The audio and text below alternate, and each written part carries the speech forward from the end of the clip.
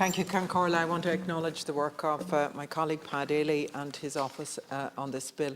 The more transparency around wages, the better for all workers, as it can help to make sure that they get a fairer deal from employers.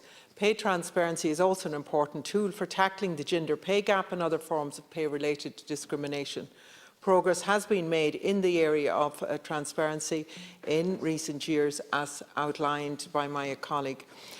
This legislation is an important step in strengthening the position of specifically in the job application process. The legislation will make it a requirement to publish salaries on job advertisements, and anyone who has searched for a job, particularly online, will be familiar with scrolling down, and where you expect to see a salary, you find instead an actual figure, phrases like depending on experience or competitive salary.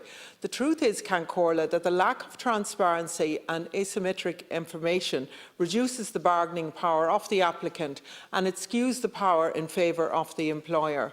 Knowing the salary up front lets a candidate understand whether a job will be financially viable for them before committing the time and effort to applying. It shows workers already in the job what salaries are being offered to attract new employees. Leaving the employer to negotiate with a successful candidate on a salary after the fact can lead to women, people of low socioeconomic backgrounds and minorities often ending up on a smaller salary. The increasing body of research shows that salary transparency is a way of creating a more equitable workplace.